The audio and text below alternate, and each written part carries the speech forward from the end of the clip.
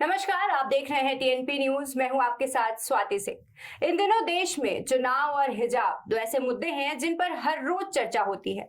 कहीं चुनाव में राजनेताओं के बयान तो कहीं हिजाब पर मचा बवाल। कर्नाटक से शुरू हुआ हिजाब का मामला देश के सबसे बड़े सियासी सूबे उत्तर प्रदेश तक पहुंच गया है। हिजाब विवाद को लेकर कानूनी दांवपेच को जानने और समझने के लिए आज हमारे साथ मौजूद हैं सुप्रीम कोर्ट और दिल्ली उच्च न्यायालय के अधिवक्ता हेमंत शुक्ला जी। हेमंत जी, आपका स्वागत है टीएनपी न्यूज में। सर, मेरा पहला सवाल आपसे ये है कि इस पूरे हिजाब विवाद पर कानून क्या कहता है, इसकी कानूनी प्रक्रिया या इस पे कानून का नजरिया क्या है? देखिए, सबसे पहले तो हमें इस्लामिक विधिक पृष्ठभूमि को समझना आवश्यक है। ये मुद्दा जो है आज देशव्यापी मुद्दा बन चुका है और ये काफी विवादास्पद मुद्दा बन गया है। तो मैं सबसे पहले इसमें इस्लामिक जो वैधानिक पृष्ठभूमि है उसको क्लियर कर देता हूं।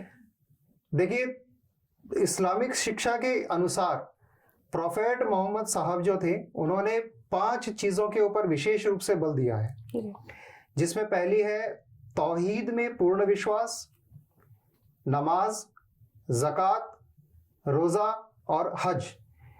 जो व्यक्ति इन 5 शिक्षाओं को मानता है उसे मुसलमान की परिभाषा में रखा जाता है, अर्थात मुसल्लम ईमान, जो आदमी अपने ईमान का पक्का हो। पर वैधानिक तौर पर ये 5 शिक्षाओं से ही मुसलमान का प्रारूप तय नहीं होता। विधिवेताओं ने इन 5 शिक्षाओं से आगे जाकर वैधानिक तौर पर इसको परिभाषित किया है और विधिक तौर पर जो इस्लामिक स्कॉलर हैं जिन्हें उलेमा कहा जाता है, तो उन उलेमाओं ने इसकी अवधारणा के 2 स्रोत रखे, एक प्राथमिक स्रोत, एक द्वितीयक स्रोत। तो प्राथमिक स्रोतों के अंदर वरीयता क्रम के अंदर सबसे पहले सुन्नत को रखा जाता है। 3 प्रकार की सुन्नत इस्लाम के अंदर होती है, जिन्हें सुन्नतुल फ़ैल, सुन्नतुल कौल और सुन्नतुल तकरीर कहा जाता है। मैं थोड़ा सा डिटेल में आपको बता देता हूं कि प्रोफेट मोहम्मद साहब जो चीजें अपने आचरण के अंदर रखते थे, 5 या 4 तरीके की शिक्षाएं थी और उन्हीं को सुन्नत-उल फ़ैल कहा जाता है। उसके बाद में अपने व्यवहार से अपने स्कॉलर्स को वो जिस तरीके से ट्रीट करते थे तो उन्हें सुन्नत-उल कौल कहा जाता है। और जिस तरीके से जिन विषय बिंदुओं के ऊपर प्रोफेट मोहम्मद साहब शांत रह जाते थे, मौन रह जाया करते थे, उन्हें सुन्नत-उल तकरीर कहा जाता है। तो कहीं सुन्नत के अंदर हिजाब का कोई वर्णन नहीं है। और दूसरी चीज है कि सुन्नत के बाद में हदीस होती थी, जिसको प्राथमिक स्रोत का ही हिस्सा माना जाता था। तो 3 तरीके की हदीसें होती थी, जिसमें हदीस मुतवातिर, हदीस मशहूर और हदीस अहद। तो इसके अंदर भी कहीं हिजाब का कोई वर्णन नहीं है। तो ना तो हदीस में कहीं हिजाब का वर्णन है, न सुन्नतों में कहीं हिजाब का वर्णन है। और तीसरा जो मूल स्रोत माना जाता है उसको इजमा कहा जाता है, जिसमें अगर उलेमा मतक्के से किसी बात को रखते हैं, परंतु उसमें भी एक मूल बात ये उठती थी कि उलेमा इस्लाम की मूल शिक्षाओं और मूल अवधारणा को चेंज नहीं कर सकते हैं। तो यदि उलेमाओं के आधार पर भी इस चीज को एक मतक्के निर्णय से लिया जाता है तो भी हिजाब का कहीं पे उसमें कोई उल्लेख नहीं है।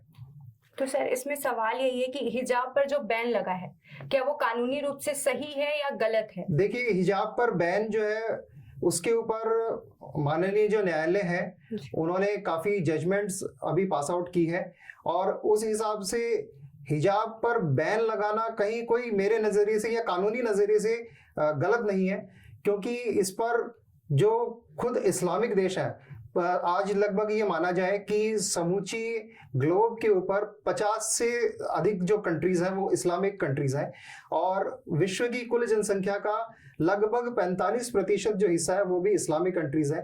तो उसमें इस्लामिक पॉपुलेशंस हैं। तो कहीं पे भी उन कंट्रीज के अंदर इस तरीके से कुछ नहीं है। मैं आपको मूल कंट्रियों के नाम बता देता हूं कि जॉर्डन है, सीरिया है, मिस्र है, ये प्रमुख इस्लामिक देश हैं। तो इन प्रमुख इस्लामिक देशों के अंदर जो हिजाब को है वो पूरी तरीके से बैन किया गया है, और ये कट्टरपंथी इस्लामिक कंट्रीज है जिनके अंदर इस्लामिक तौर पर हिजाब को इसमें बैन किया गया है। सर, इसी पे मैं अपना जो है अगला सवाल आपसे पूछना चाहूंगी कि हिजाब को लेकर छात्रों ने कर्नाटक हाई कोर्ट में एक रिट याचिका दायर की है। छात्रों का कहना है कि भारतीय संविधान के अनुच्छेद 14 और अनुच्छेद 15 के माध्यम से उन्हें हिजाब पहनने की अनुमति मिलनी चाहिए। तो मेरा सवाल ये है कि अनुच्छेद 14 और अनुच्छेद 15 क्या कहता है? देखिए, भारतीय संविधान का अनुच्छेद जो 14 है वो समानता की बात बोलता है कि राष्ट्र में रहने वाला प्रत्येक नागरिक समान है। तो कहीं ऐसा डिस्क्रिमिनेशन नहीं है कि हिजाब पहनने वाला व्यक्ति हिजाब ना पहनने वाले व्यक्ति से असमान है। तो इसमें मुझे भी और कानूनी रूप से भी इसमें कहीं पर कोई डिस्क्रिमिनेशन नहीं किया गया है। अनुच्छेद 15 जो है, अनुच्छेद 15 ये बोलता है कि आप धर्म, लिंग, मूल जाति, वंश आधार के इसके आधार पर आप विभेद नहीं उत्पन्न कर सकते हैं। तो मुझे यह भी नहीं लगता है कि हिजाब पहनने वाले के साथ में लिंग, धर्म, विभेद के आधार पर कोई इस तरीके का डिस्क्रिमिनेशन कहीं ना कहीं किया जा रहा है। तो ऐसा कुछ नहीं है जी। सर, एक सवाल मेरा इसमें है कि जैसे हिजाब को लेके, हिजाब को एक धार्मिक वो मानते हुए इसको बैन किया गया, वैसे ही हम देखते हैं कि गमछा हुआ या बिंदी हुई या चूड़ी हुई, अगर इन चीजों को मतलब अनुमति मिल जाती है, लेकिन अगर देखा जाए जिस धार्मिक रूप से उसको बैन कर रहे हैं, वैसे तो ये भी किसी ना किसी धर्म या जाति से जो है ताल्लुक रखते हैं, तो क्या इनको नहीं बैन करना चाहिए? हिजाब को ही बैन करना कहाँ तक सही? देखिए, मैं राजनीतिक बिंदुओं पर नहीं जाऊंगा जी, क्योंकि जिन लोगों को राजनीति करनी है वो राजनीति करेंगे जी। उसमें बिंदी, चूड़ी, ये चीजें भी आएंगी, हिजाब भी आएगा। मैं यहाँ पर आपके समक्ष आज जो माननीय न्यायालयों के विचारधाराएं हैं, जो वैधानिक बिंदु हैं, उन वैधानिक बिंदुओं पर मैं बोलूंगा। तो वैधानिक तौर पर हिजाब को कहीं भी मैंडेट नहीं किया गया है किसी भी चीज के अंतर्गत।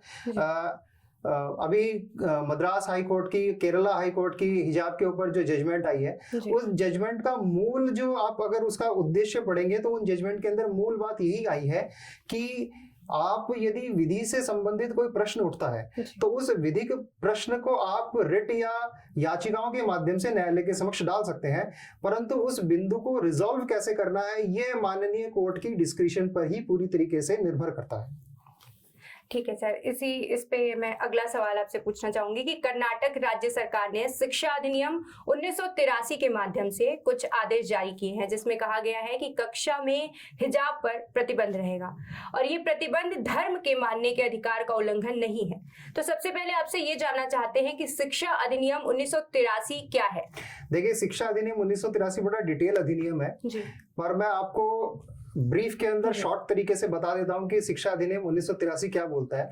तो शिक्षा अधिनियम 1983 यह बात कहता है कि जो भी इंस्टीट्यूशन है, जो भी संस्थाएं हैं जहां पर शिक्षा से संबंधित कार्य होते हैं, उन ऑर्गेनाइजेशंस को, उन इंस्टीट्यूट्स को पूरी स्वायत्ता है, पूरा अधिकार है कि वह अपनी डिसिप्लिनरी जो कमिटीज हैं, अपने जो डिसिप्लिन है उसको मेंटेन कर सके। उस ऑर्गेनाइजेशन को अच्छे से सटीक तौर पर चलाने के लिए उन्हें जो भी कदम उचित लगते हैं, अप्रोप्रिएट लगते हैं, वह उन कदमों का सहारा ले। यही शिक्षा नीति का मूल जो आधार है वो है जी। सर, इसी पे अभी शिक्षा नीति पे हमने बात की, तो ये भी जानना चाहूंगी कि शरिया लॉ क्या कहता है? देखिए, शरिया लॉ के लिए मूल रूप से 5 धार्मिक आदेश जो है वो शरिया लॉ के अंदर डिफाइन किए गए हैं, और उसी के ऊपर हमारा जो शरिया मुस्लिम पर्सनल लॉ है 1937, और उसको हम स्पेशल मैरिज एक्ट 1954 के साथ में अगर देखते हैं तो उस पे 5 रूप से मूल धार्मिक आदेश हैं। उन 5 मूल धार्मिक आदेशों को मैं बता देता हूँ। एक फर्द होता है, एक इसके अंदर मकरूह होता है, एक मंदूब होता है, एक जायज होता है, और एक इसके अंदर जो चीज नाजायज होती है उसके बारे में है। तो इन 5 धार्मिक आदेशों के आधार पर भी कहीं किसी भी प्रकार का हिजाब को लेकर कहीं मैंडेट नहीं है।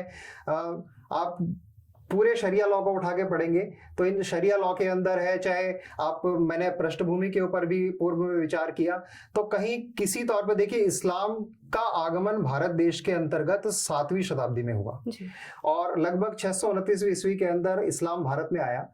तो भारतीय जो जनसंख्या है, भारतीय जनसंख्या का 90% जो हिस्सा है वो सुन्नी हनफी विचारधारा को मानने वाला है। और अबू हनीफा जो थे वो इसके मूल प्रणेता थे, जिन्होंने कुफा के अंतर्गत इसको विधिक जो आधारभूत बिंदु थे इनको सूचीबद्ध किया। तो उसमें से कहीं भी किसी भी पॉइंट के ऊपर उन्होंने हिजाब को कहीं पे भी कोई भी मैंडेट नहीं दिया गया कि इस्लामिक तौर पर या इस्लाम का पर्याय हिजाब हो जाए। ये हिजाब को एक शाब्दिक तौर पर मैं आपको समझाना चाहता हूं कि बेसिक हिजाब क्यों पहना जाता था। हिजाब इसलिए पहना जाता था कि अरब देशों के अंतर्गत विपरीत वातावरण के अंदर जब महिलाएं निकलती थी तो उनको शारीरिक तौर पर काफी कष्ट होता था। तो जिस परिवेश में, जिस वातावरण में आप रहते हैं, उस परिवेश और वातावरण के हिसाब से आप कपड़े पहनते हैं। तो इसीलिए हिजाब को पहना जाता था। इसका कहीं पर भी कोई उल्लेख नहीं है इस्लाम के अंतर्गत कि आप इसका इस्लामीकरण कर दें या हिजाब को इस्लाम का पर्याय बना दें। ठीक है सर, इसी पे मेरा अगला सवाल ये है कि ये जो कर्नाटक के स्कूल से ये मुद्दा उठा, हिजाब का मुद्दा, तो ये एक छोटे स्तर पे उठा था। स्कूल में अगर इस चीज का कोई मतलब क्वेश्चन करता है तो स्कूल में एक कमेटी होती है, प्रिंसिपल होते हैं। इसको हम क्यों स्कूल के लेवल पे क्यों नहीं सुलझा पाए? इसको लेके हम कोर्ट में क्यों गए, हाई कोर्ट में क्यों गए इस मुद्दे को लेके? क्या इस तरीके से इतने छोटे छोटे मुद्दे को कोर्ट, हाई कोर्ट या सुप्रीम कोर्ट में ले जाना कहाँ तक सही है? देखिए, ये एक राजनीतिक तौर पर इस चीज को भुनाना काफी गलत है जी। और इस तरीके के जो बिंदु होते हैं उनको एक विश्वव्यापी या देशव्यापी मुद्दा बनाना कानूनिक तौर पर भी ठीक नहीं है, वैधानिक तौर पर भी ठीक नहीं है और एथिक तौर पर भी ये ठीक नहीं है। तो मेरा यही इन लोगों से कहना है कि आप लोग जो है शिक्षा को शिक्षा रहने दीजिए, उसको वैवादिक तौर पर ना ले जाए, ताकि हमारे देश की जो युवा पीढ़ी है वो युवा पीढ़ी पढ़ लिख कर आगे बढ़े, ना कि इन विवादों में उलझी रह जाए। जी, हमारे साथ जुड़ने के लिए हेमंत जी आपका बहुत बहुत शुक्रिया। हिजाब विवाद अभी भी जारी है। हाई कोर्ट के बाद सुप्रीम कोर्ट का भी दरवाजा खटखटाने की तैयारी है। हालांकि सुप्रीम कोर्ट ने अभी तक ये बोला है कि हम इस मुद्दे पर अभी कुछ भी कहना नहीं चाहते हैं, लेकिन हो सकता है कि आने वाले समय में सुप्रीम कोर्ट भी इस पर जो है ध्यान दे या इस पर अपनी कोई भी बात रखे। अभी तक के लिए बस इतना ही। बाकी तमाम खबरों के लिए टीएनपी न्यूज के साथ बने रहिए। शुक्रिया।